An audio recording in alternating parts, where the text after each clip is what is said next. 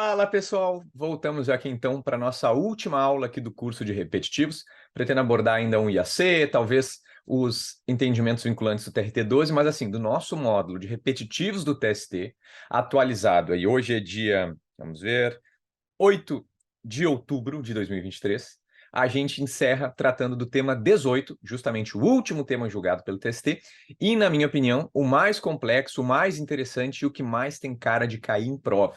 Se não cair ele, propriamente dito, pode cair os conhecimentos, os fundamentos que dão origem a esse tema. Beleza? Então a gente vai falar de terceirização, vai falar de litisconsórcio, vai falar de recurso, e, enfim, o tema que eu talvez mais goste no direito do trabalho, mais profundo, com muitas nuances, é o da terceirização. Então, deixei para o final aqui, estou gravando hoje é domingo, isso aqui deve ir na sexta para vocês. Espero que gostem, acho que essa aula vai ficar um pouco mais extensa que as demais, porque eu poderia passar correndo pelo tema e dizer que o litisconsórcio, ele é unitário, necessário, e afeta todo mundo, e ponto final.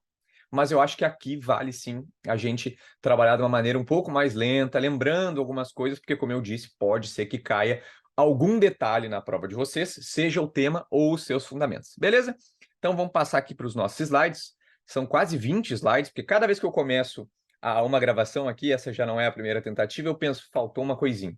E aí aumenta um slide. Espero que fique aí. Começou no 77, foi até acho que 94, 17 slides. Mas deixa eu compartilhar aqui a minha tela. Faz tempo desde a última gravação, ainda sei. Beleza. Então já está aparecendo aí para vocês, né? Tema 18 do TST. Questão submetida a julgamento. Definição da espécie e dos efeitos do litisconsórcio passivo nos casos de lide acerca da terceirização de serviços. Tá. Então a gente vai falar, se fosse para dizer curtamente, como eu tinha já adiantado, é um litisconsórcio passivo necessário e unitário.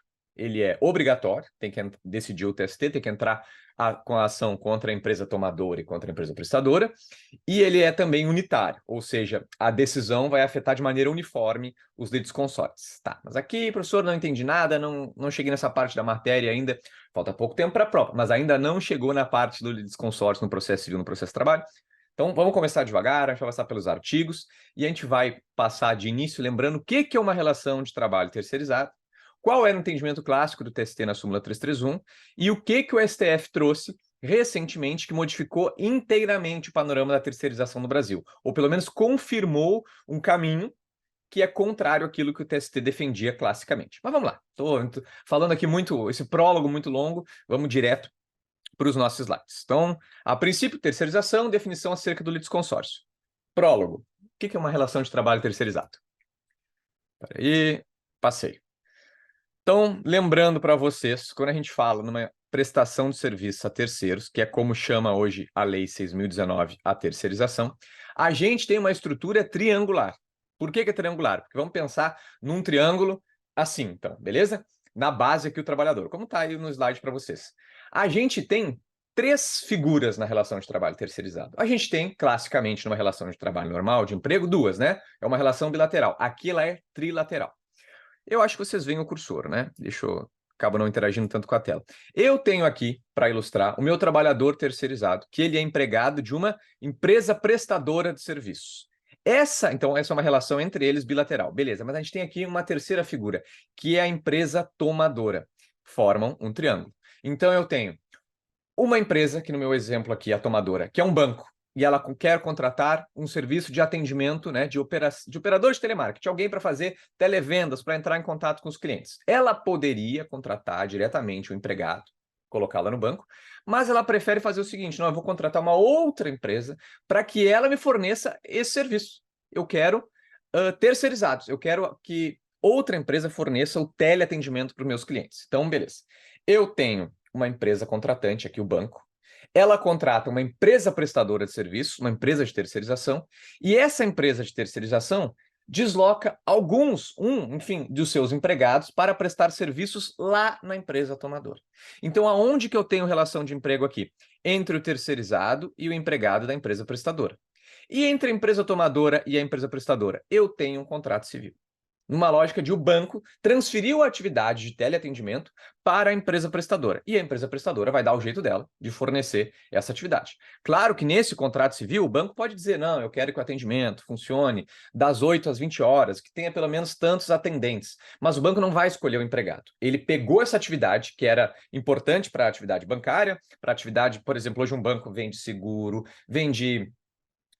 enfim, vários produtos bancários, né? Investimentos, tenta fazer propaganda por telefone. Aqui todo mundo já foi várias vezes demandado por telefone, né? Não necessariamente o empregado do banco. Então, este banco aqui, que eu chamei de Banco ABC, transferiu essa atividade de telemarketing, teleatendimento, para a empresa Televendas Limitada. E a empresa Televendas Limitada tem os seus empregados que ela desloca lá para prestar esse serviço. Então, aonde está a relação de emprego numa relação de trabalho terceirizado? Entre o trabalhador e a empresa prestadora. Esse trabalhador terceirizado vai, de fato, prestar serviços lá na tomadora, mas ele não tem com a tomadora subordinação nem pessoalidade. A empresa de trabalho terceirizada, a empresa prestadora, pode trocar esses empregados, não tem uma fixação em um empregado propriamente dito. Ela tem que fornecer o serviço. Então, entenderam por que é uma relação triangular? Porque ao invés de empregador e empregado, simplesmente, eu tenho também um tomador de serviços que contratou a empresa prestadora, transferiu uma de suas atividades para ela e essa prestadora presta esse serviço por meio de um de seus empregados. Então, o terceirizado e empregado é de quem? Da empresa prestadora de serviços. Hoje a gente tem o trabalho terceirizado no Brasil tratado na Lei 6.019 de 74. Isso é uma novidade aí de 2017. Até então, não havia uma lei geral de prestação de serviço a terceiro. Quem tratava do assunto era só o TST na súmula 331, e a gente tinha alguma legislação esparsa para a administração pública, para as empresas de telecomunicações, enfim. Acho que aqui deu para entender o que é uma relação de trabalho terceirizado, então a gente parte desse contexto, a gente avança. Vamos lá. E notem aqui que meu trabalhador terceirizado está triste. Procurei um desenho justamente de um operador de telemarketing tristonho. Por quê? Para deixar implícito já que, em geral, os terceirizados ganham menos que os empregados diretos da empresa tomadora. Até porque a lógica na terceirização, este banco deslocou o serviço para outra empresa, transferiu essa atividade, porque, beleza, uma outra empresa pode ter essa expertise, ele não quer se incomodar com isso, mas também numa lógica de diminuir custos, né?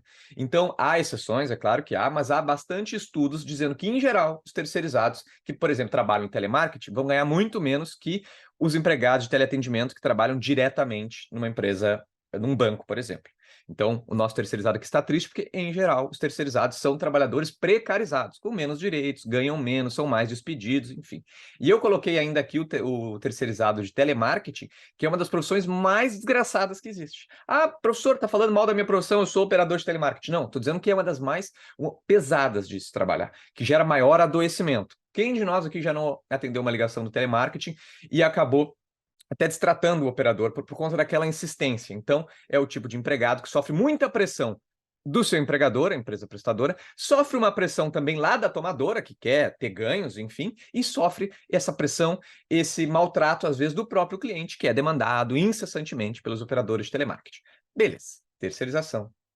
Estrutura triangular ao invés da clássica estrutura bilateral. Isso cai bastante em prova até, pessoal. Quando se fala da estrutura da terceirização, dizer que ela se diferencia da relação clássica bilateral da relação de emprego. Quem que é o empregador? A empresa prestadora de serviços. E essa figura de que se beneficia da prestação dos serviços do terceirizado é o tomador, e também chamado de contratante, porque esse tomador contratou a empresa prestadora de serviço. Avancemos. Tá. Diz para vocês que não havia uma lei geral sobre o trabalho terceirizado. E aí o que o TST fez? Na súmula 331, construiu um entendimento ao longo do tempo. Para a nossa questão aqui, a gente vai analisar o item 3 da súmula 331, TST, que hoje está superado, que diz o seguinte: tratando então de terceirização, a pergunta era, pode terceirizar qualquer atividade? Entendi o TST. Não forma vínculo de emprego com o tomador a contratação de serviço de vigilância e conservação e limpeza, bem como a de serviços especializados ligados à atividade meio do tomador, desde que inexistente pessoalidade e subordinação direta. Então, o entendimento clássico do TST, que está lá na súmula 331, que ela ainda não foi cancelada, ainda está lá, apesar de superada, era de que uma empresa poderia terceirizar a sua atividade meio. Então, se eu tenho uma escola, a escola poderia terceirizar a atividade de limpeza, de vigilância. Não poderia terceirizar a atividade de ensino. No nosso exemplo do banco, não poderia ser terceirizada a atividade bancária, poderia ser terceirizada a limpeza, enfim, coisas que não são bancários propriamente dito. Aí o que surgiu a discussão? Puxa, mas nosso exemplo, o televendedor e o operador de telemarketing, será que é uma atividade meio ou uma atividade fim? Havia sempre essa discussão. E aí, baseado no item 3 da súmula 331, havia muitas ações na Justiça do Trabalho dos empregados dizendo: eu fui contratado por uma empresa prestadora, mas eu prestava serviços para uma tomadora. E a minha relação com a tomadora era diretamente na atividade fim. Então, no caso do nosso operador de telemarketing, ele dizendo: olha, eu faço aqui vendas de seguros, eu faço captação de cliente, eu sou atividade fim do banco. O banco trabalha e aufere lucro através de mim diretamente. Então, havia um pedido de vínculo com o banco. E nesse entendimento do TST, clássico aqui do item 3, se o juiz entendesse que era uma atividade fim, e um exemplo mais fácil, o professor contratado por meio de uma terceirização por uma escola, atividade fim clara, ele conseguiu o vínculo direto com o tomador. Porque na nossa estrutura triangularizada, o vínculo estava com a prestadora. A prestadora, em geral, é uma empresa com menos bens, com menos força. Imagina, um banco e uma empresa de terceirização. Qual que tem mais força para garantir o processo trabalhista para pagar? O banco. Então, era muito comum que o empregado buscasse seus direitos sonegados. Não recebi hora extra, não recebi férias, mas também buscasse vínculo direto com o banco, dizendo: eu atuo na atividade fim. E se eu atuo na atividade fim, é uma terceirização ilícita. Então, eu quero vínculo com o banco e tudo que for reconhecido nessa ação, eu quero que seja cobrado do banco. Baseado na súmula 331, esse argumento de terceirização de atividade fim, de fato, ensejava vínculo direto com o tomador. E o que não ensejava vínculo na súmula 331? Se fosse uma atividade meio e não houvesse pessoalidade e subordinação direta. Ok.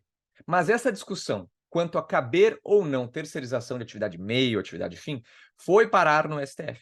Porque muitas das empresas, por exemplo, então, a escola que queria se utilizar de professores terceirizados, eventualmente, ou o banco queria ter operador de telemarketing, televendedor, e não queria que eles fossem considerados seus empregados. E aí, independentemente dessa noção de atividade fim ou meio, as empresas diziam para o STF: a Constituição, a legislação não exige que a terceirização só ocorra na atividade meio. Diziam: é perfeitamente aceitável a atividade fim. Levaram isso para o STF por muitos anos, houve muita discussão, e isso foi julgado aí nos últimos anos, e resultou no tema 725 da STF e na ADPF 324, ambas julgadas em conjunto, que resolveram, afinal, há uma restrição à terceirização no Brasil, especialmente falando nessa diferenciação entre atividade fim ou atividade meio. É lícito terceirizar a atividade fim? Então, vimos que para o TST não era lícito terceirizar a atividade fim, só a atividade meio. Chegou isso para o STF e foi resolvido lá no tema 725. E a gente precisa dessa informação para avançar no repetitivo 18. Tema 725, terceirização de serviços para a consecução da atividade fim da empresa. Então, exatamente essa discussão. Pode terceirizar a atividade fim? Descrição do tema, da questão posta para julgamento. Recurso extraordinário em que se discute, à luz dos artigos tais e tais da Constituição, a licitude da contratação de mão de obra terceirizada para a prestação de serviços relacionados com a atividade fim da empresa tomadora de serviços. Haja vista a súmula 331 e o alcance da liberdade de contratar na esfera trabalhista. Exatamente o que eu conversei com vocês, que foi para o STF. Tese vinculante do STF. É lícita a terceirização ou qualquer outra forma de divisão do trabalho entre pessoas jurídicas distintas, independentemente do objeto social das empresas envolvidas, mantida a responsabilidade subsidiária da empresa contratante. Então, aqui veio o STF no tema 725 e disse: é lícito terceirizar, não importa o objeto social, e não fez recorte nenhum, atividade fim ou atividade meio. Então, esse é o entendimento, é a decisão vinculante do STF que hoje é aplicada nas relações trabalhistas. E aí aquele monte de processos em que se discutia se é atividade fim ou atividade meio, e que o juiz às vezes tinha concluído é atividade fim, então ele dava vínculo direto com o tomador, foram afetados por esse tema. Porque digamos que o juiz definiu, naquele nosso exemplo, que aquele televendedor que trabalhava para o banco ABC e havia sido contratado pela Televendas Limitada, ele estava na atividade fim, então era uma terceirização ilícita, conforme item 3 da súmula 331. Mandou reconhecer vínculo direto com o banco. O banco recorreu? Ou a empresa prestadora recorreu? Esses processos estavam parados aguardando o tema 725. Veio o tema 725, veio o STF e disse, pode terceirizar sem nenhum recorte. E além do tema 725, complementa ele a ADPF 324, que eu quero ler com vocês também. Ali aqui em sede de controle concentrado, de constitucionalidade, lá de controle difuso, né? A DPF 324. É lícita a terceirização de toda e qualquer atividade, meio ou fim, não se configurando relação de emprego entre contratante e o empregado da contratada, lá do triângulo. Na terceirização, compete à contratante, ao banco, verificar a idoneidade e a capacidade econômica da terceirizada e responder subsidiariamente pelo descumprimento das normas trabalhistas, bem como por obrigações previdenciárias, conforme a lei previdenciária.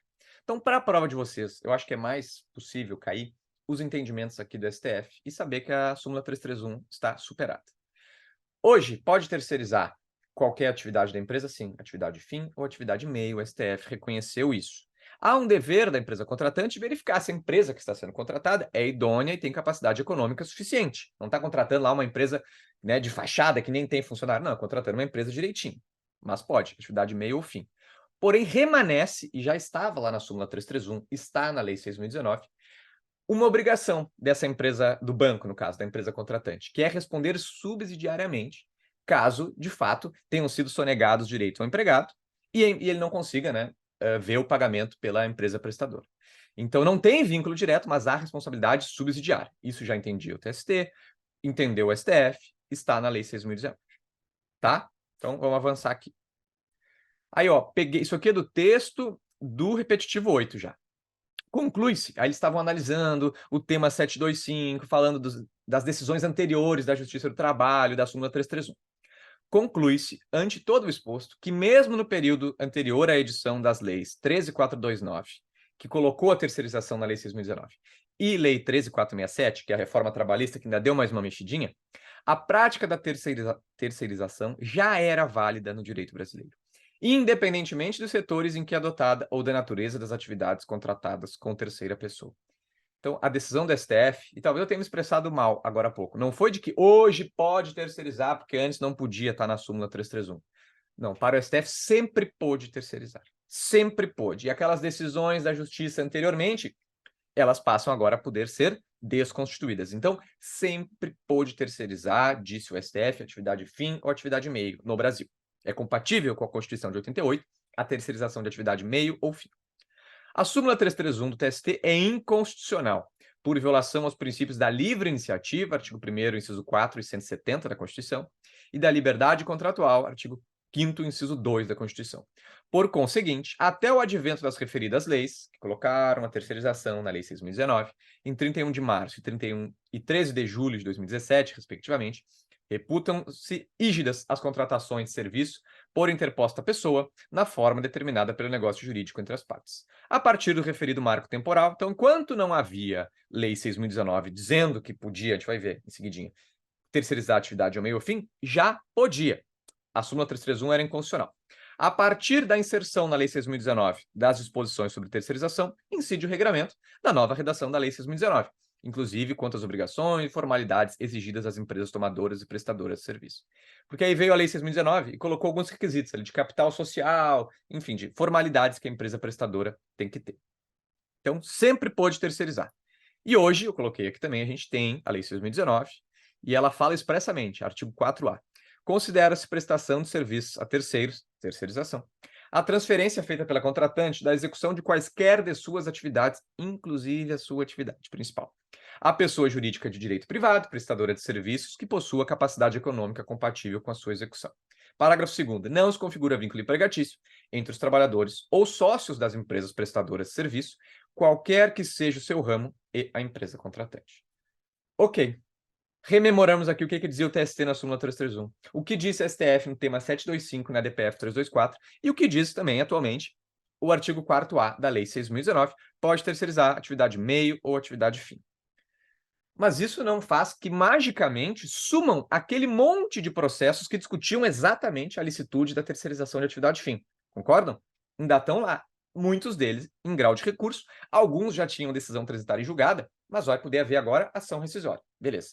E ainda existe, pessoal, isso é quanto à terceirização de atividade fim, ainda existe a possibilidade de um trabalhador terceirizado pedir vínculo com a tomadora por outros argumentos. No caso que há na relação de trabalho triangular dele pessoalidade e subordinação com a tomadora.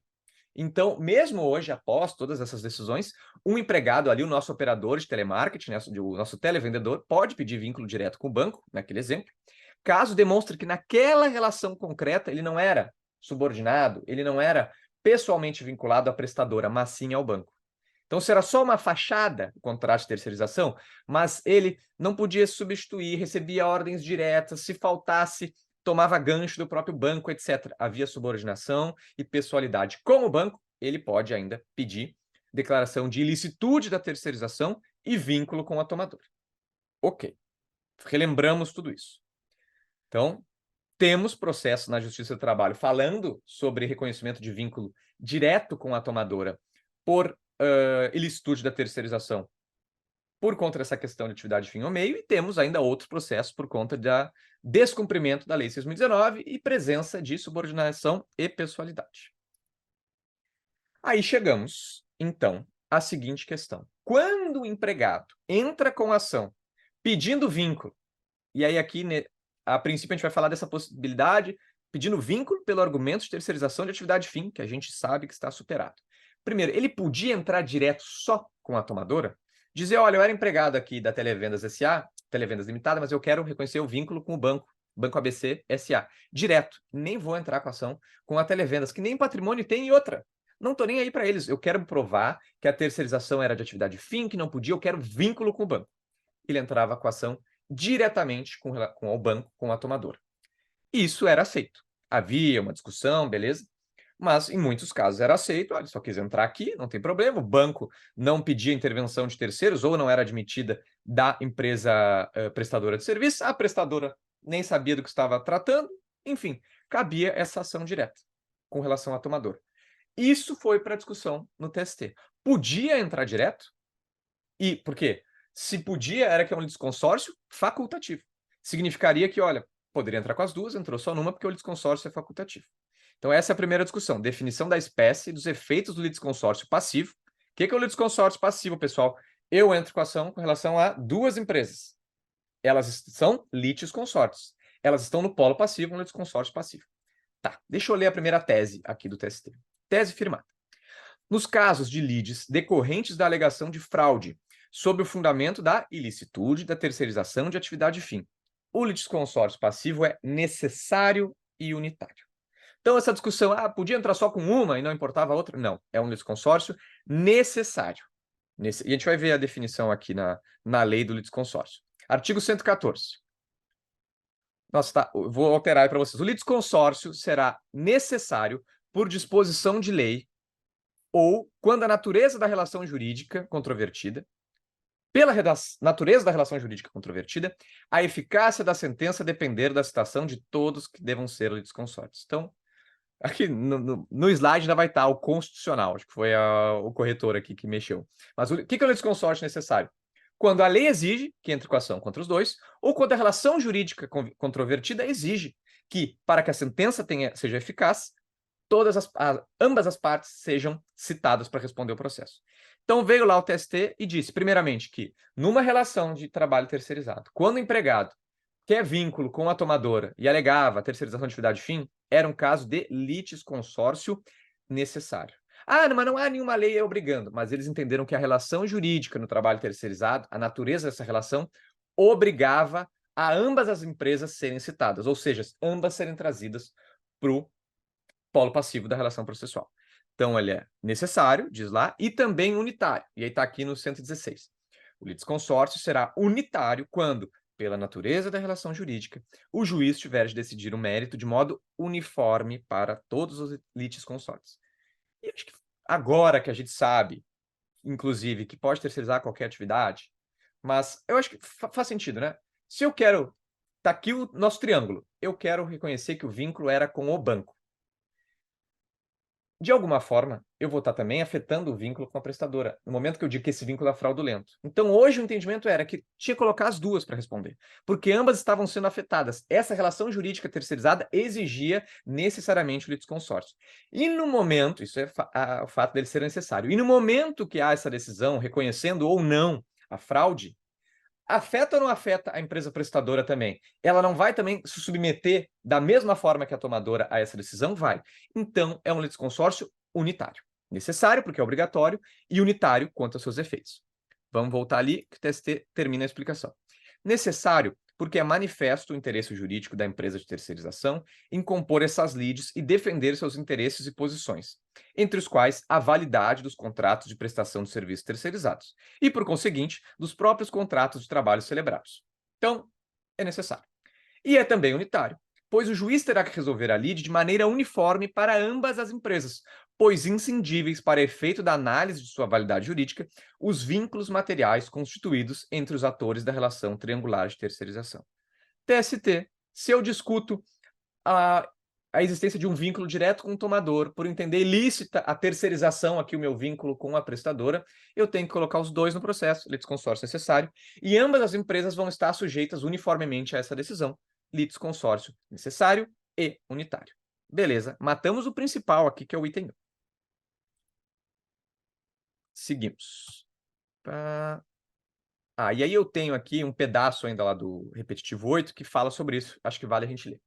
Então, lá o relator disse o seguinte: o decreto judicial de licitude da relação de terceirização, com a declaração do vínculo de emprego diretamente com o tomador, não pode ser editado sem que um dos titulares originários dessas duas relações jurídicas, a laboral e a de terceirização, seja instado a se defender. Ou seja, se eu alego ilicitude de terceirização, eu tenho que colocar o contratante terceirizado, né, a empresa prestadora, e também a empresa tomadora, porque as relações são inscindíveis. De fato, o próprio exame da validade e eficácia da relação jurídica de natureza civil, lembra que tem uma relação civil entre a tomadora e a empresa contratada? O próprio exame da validade e eficácia da relação jurídica de natureza civil ligada ao contrato de prestação de serviços terceirizados reclama a presença de todos os seus autores, sem o que o processo padece de vício irremediável, como remarca o multicitado artigo 115.1 do CPC. E acho que eu botei aqui, lá no 115.1, vai dizer que quando houver uma sentença de mérito que não integrou ao processo todos os litisconsórcios necessários, ela será nula. Por isso, é imperativo reconhecer o caráter necessário do litisconsórcio passivo nesses casos, sendo também impossível qualquer solução que não seja a mesma para todos os interessados, o que remarca o seu caráter unitário. Então, pelo amor de Deus, se cair na questão qual a espécie de litisconsórcio nas ações que envolvem reconhecimento de licitude da terceirização, ele é um litisconsórcio passivo, necessário e unitário. Aqui foi a explicação lá do relator. É um acórdão de mais de 150 páginas, pessoal, que eu li inteiro. Então, por favor, apreciem essa minha mastigada já para vocês nesse entendimento e levem para a prova esse assuntinho claro na cabeça. Litisconsórcio passivo necessário e unitário. Passamos para o item 2, da tese do STF, da tese do TST no repetitivo 8, que diz respeito ao seguinte: tá, já tive um processo julgado, tá lá no grau do recurso, agora tá discutindo licitude da terceirização por atividade fim, ok. Já teve uma decisão, estava suspenso o processo, tem uma decisão do STF resolvendo já essa questão. E aí, seguinte, eu tive uma decisão favorável, eu consegui o vínculo direto com a tomadora com o argumento de que era atividade fim. E eu sei que se esse recurso for julgado, essa decisão vai cair, porque o STF já decidiu de forma vinculante em sentido contrário. E aí, no meu caso aqui, pessoal, eu coloquei as duas empresas para responder, mas só uma delas recorreu. E aí o advogado pensa o seguinte: vixe, vou renunciar em relação a uma delas, porque aí esse recurso dela vai cair, e aí eu sigo com uma decisão favorável a mim com relação a outra empresa. Então, a discussão mais importante que a gente vai trabalhar aqui é: pode renunciar nesse processo? Eu posso dizer, opa, estou enxergando lá, né? É isso que vai acontecer. Estou enxergando lá que a minha decisão vai cair por conta do novo entendimento do STF. Eu posso renunciar com relação a um dos litisconsortes? E precisa da anuência dos demais? Então, entenderam a maldade? Eu vou perder se o recurso for julgado. Então, eu renuncio à minha pretensão com relação a uma das empresas, a única que recorreu, para que a minha decisão transite julgado. Já que a outra empresa não recorreu, cai um recurso, não havendo recurso da outra empresa, a decisão transitaria em julgado e eu teria a decisão que eu quero, ainda que eu saiba que o STF entendeu de maneira diferente. Tá, essa é a situação da renúncia. Vamos ver o que o TST disse. A renúncia à pretensão formulada na ação não depende de anuência da parte contrária. Então, posso renunciar? Claro que posso. E pode ser requerida a qualquer tempo e grau de jurisdição. Então, tive esse sentimento depois da empresa recorrer. Eu vou renunciar em relação a ela. Vou, desistir em relação a ela. Pode. Em qualquer tempo e qualquer grau de jurisdição. Que lindo! Então, vou conseguir fazer aí uma manobra para que a minha decisão favorável do primeiro grau, ou do segundo grau, enfim, seja mantida, mesmo havendo uma decisão do STF em sentido diferente, porque eu vou renunciar em relação ao recorrente. Vamos ler tudo de novo. A renúncia à pretensão formulada na ação não depende da anuência da parte contrária e pode ser requerida a qualquer tempo e grau de jurisdição. Cumpre apenas ao magistrado averiguar se o advogado signatário da renúncia possui poderes para tanto e se o objeto envolve direitos disponíveis. Então, no primeiro momento, pode renunciar a qualquer tempo, independentemente de anuência. Vou ver se o advogado tem poderes de renúncia e se o que está sendo renunciado ali é direito disponível, que é um dos requisitos da renúncia. Beleza. Assim, é plenamente possível o pedido de homologação. A renúncia tem que ser homologada, Então, pode pedir, pode. Ressalvando-se, porém, ao magistrado o exame da situação concreta, quando necessário preservar por isonomia e segurança jurídica os efeitos das decisões vinculantes. Lembra lá do tema 725? Constituição, artigo 102 e artigo 10 da Lei 9882 de 99. Decisões vinculantes e obrigatórias, proferidas pelos órgãos do Poder Judiciário, afastando-se manobras processuais lesivas ao postulado da boa-fé processual. Então, o bonitão enxergou que se renunciasse com relação a uma das partes, ele ia se dar bem. Porque só uma recorreu, esse recurso ia cair no momento que recorreu, não teve prejuízo para aquela parte, o recurso dela cai, não tem que ser julgado, afinal, não houve sucumbência. Ele ia se manter com uma decisão favorável, já que a outra empresa não recorreu. Vai dar isso, pessoal? Não.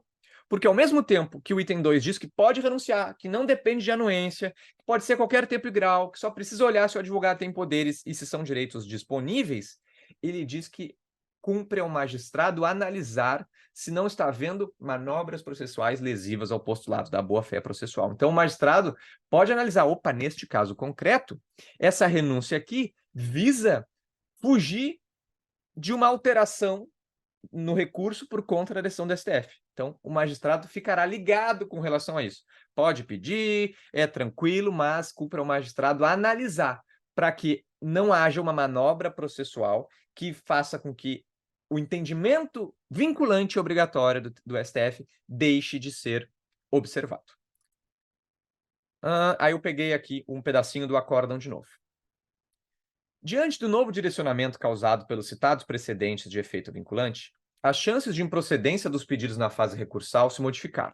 E, como consequência, os autores passaram a lançar mão do expediente de renunciar à pretensão formulada na ação em face da empresa prestadora, com o objetivo de impedir a reforma do julgado. Então, entenderam? O meu terceirizado operador de telemarketing ganhou a ação no primeiro grau. A prestadora recorreu, a tomadora não. O banco não recorreu. O banco deixou, vou perder mesmo, não vou recorrer.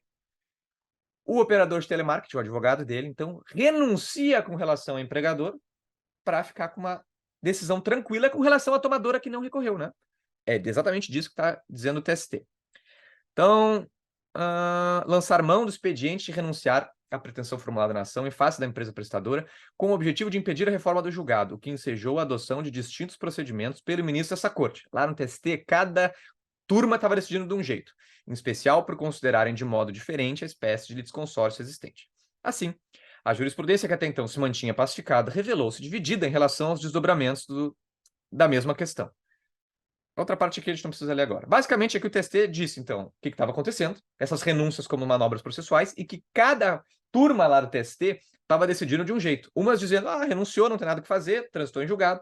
Outras fazendo uma interpretação no sentido de evitar manobras processuais. Beleza, seguimos.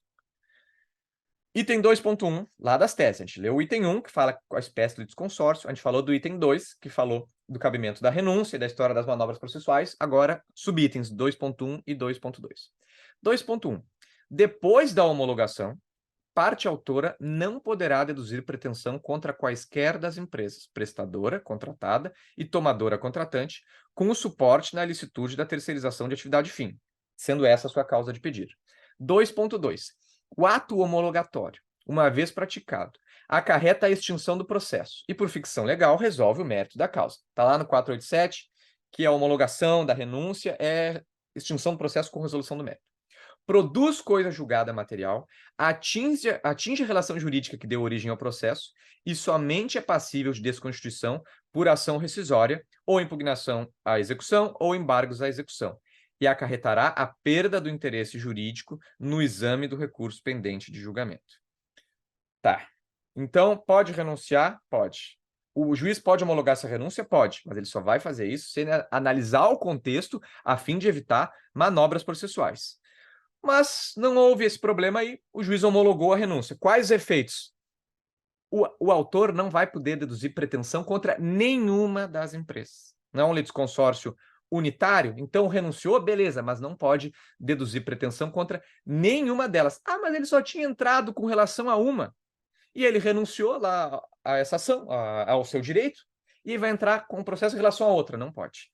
Ele não poderá deduzir pretensão contra quaisquer das empresas, prestadora ou tomadora, com o suporte aí nesse argumento, nessa causa de pedir de terceirização da atividade fim.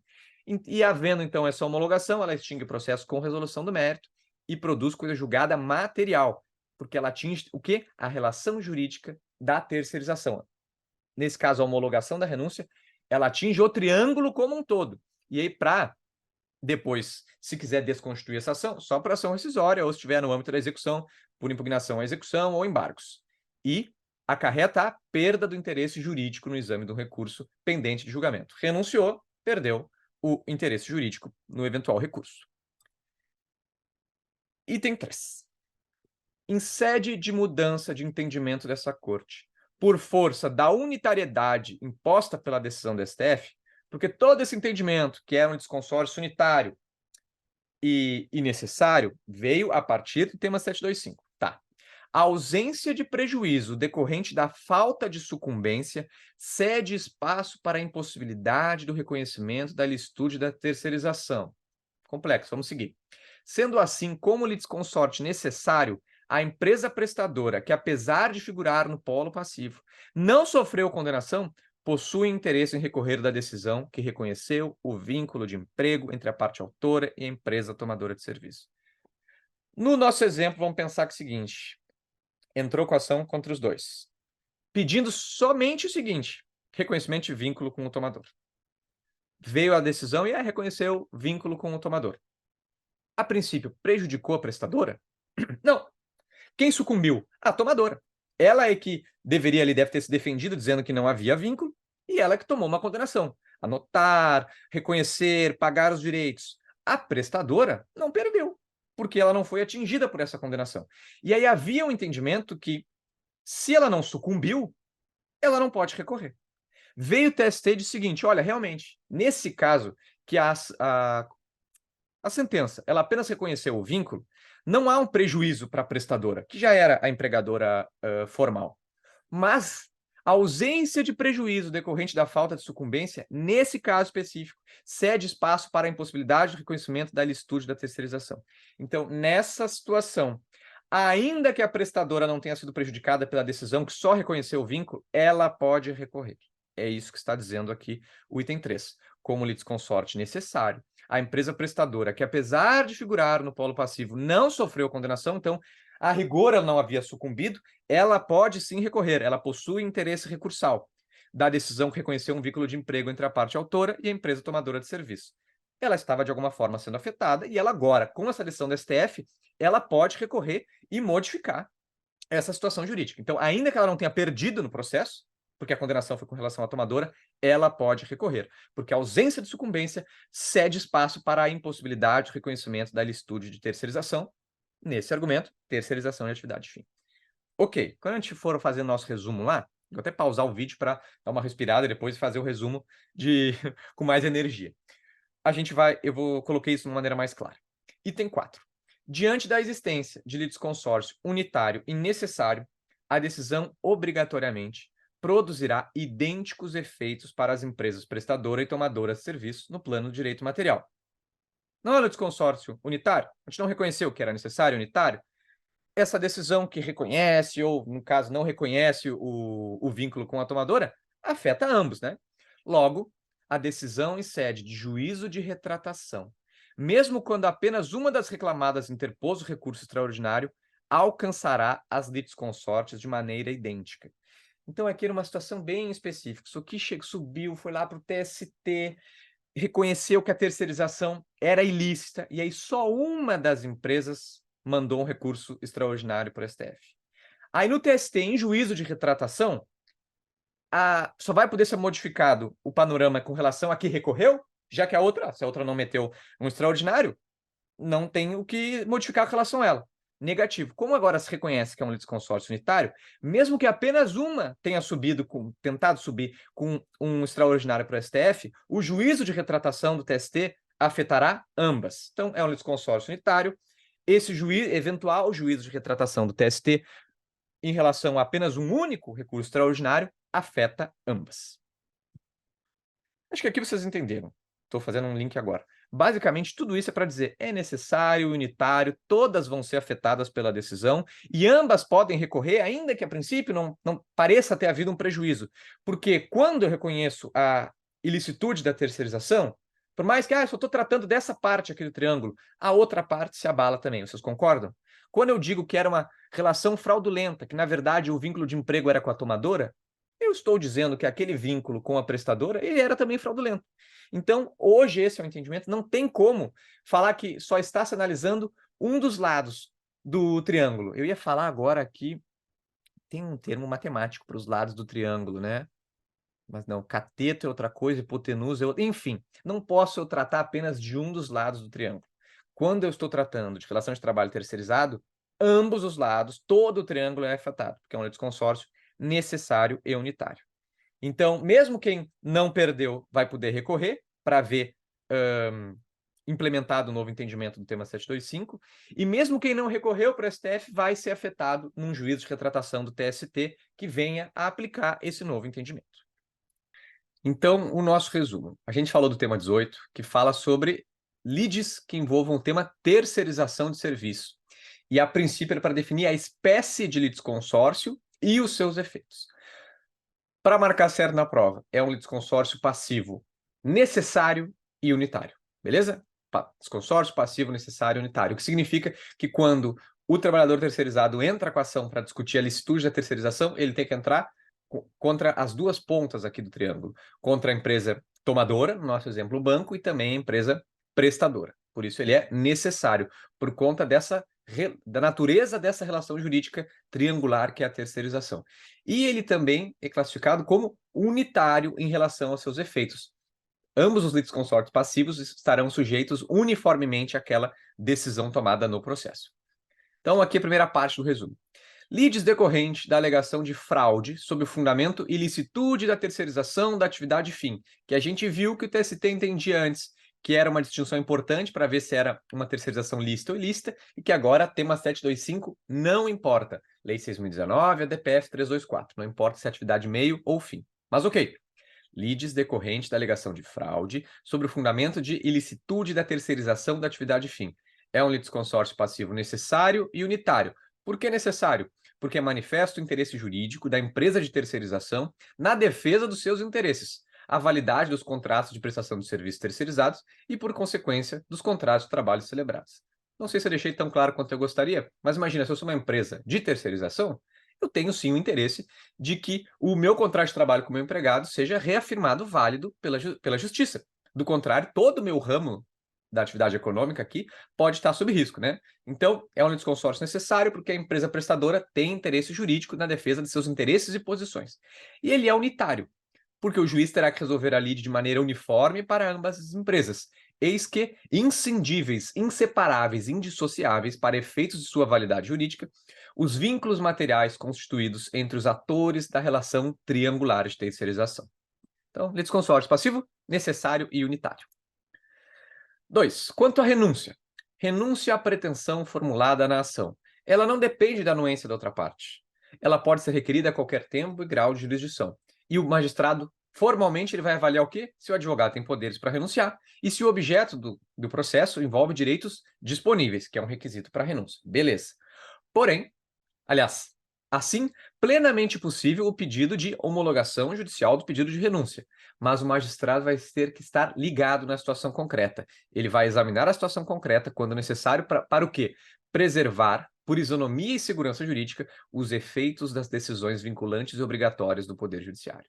Então, pode renunciar? Pode, mas no caso concreto eu vou olhar. Será que, eu juiz, né? Será que esta renúncia não está servindo apenas para afastar a aplicação de uma decisão vinculante e obrigatória do Poder Judiciário? Porque, nesse caso, o magistrado vai levar isso em consideração na hora de decidir. Visando o quê? Afastar manobras processuais lesivas ao postulado da boa-fé processual.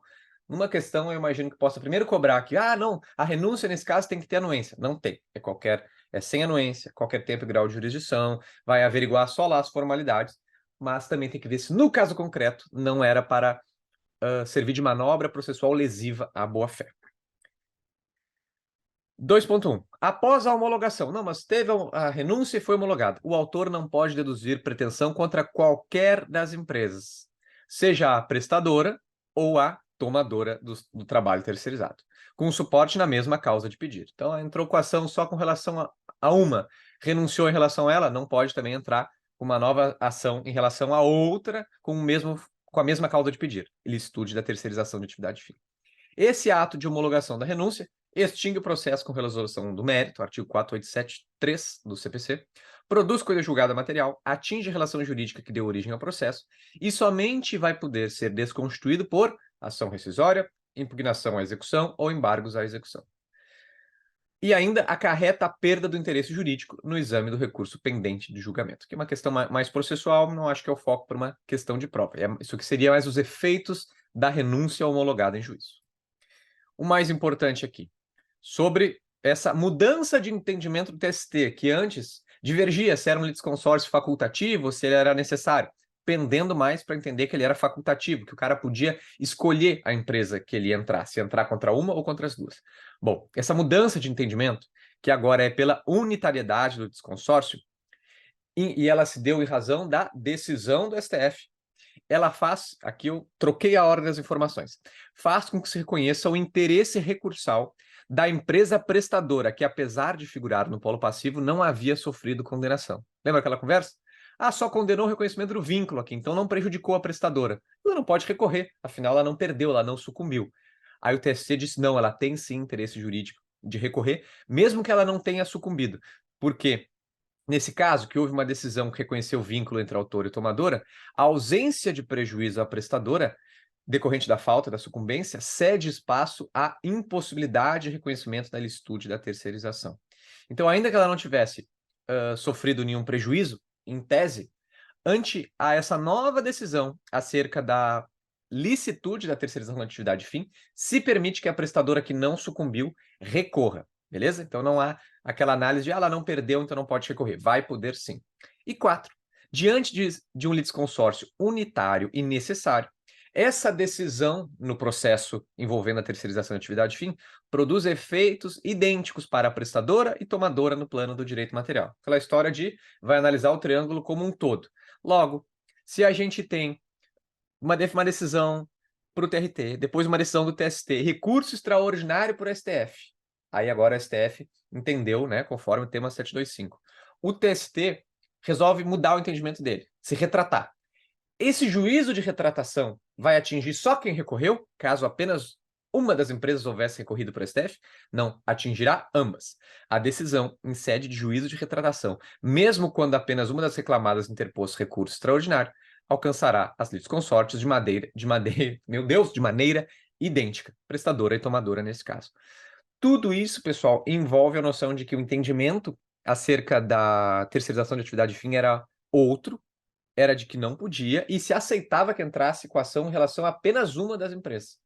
Hoje, tema 725, não há mais essa distinção, mesmo antes da alteração da Lei 6.019, pelas leis 13.429 e 13.467, já podia terceirizar a atividade fim, disse o nosso STF, e essa alteração de entendimento fez com que se considerasse hoje também que se trata de um litisconsórcio necessário e unitário.